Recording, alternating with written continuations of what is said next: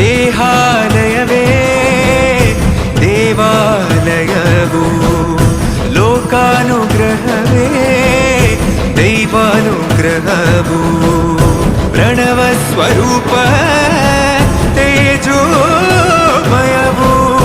ಪುಣ್ಯ ಸಂಚಯವೇ ಪರಮ ಸುಖವು, ಯತ್ರ ಶ್ರದ್ಧಾ ಚ ಭಕ್ತಿಂ ತತ್ರ ಲಭತೆ ಜಯಂತಂ ದೈವಾಚಿತ್ತಂ.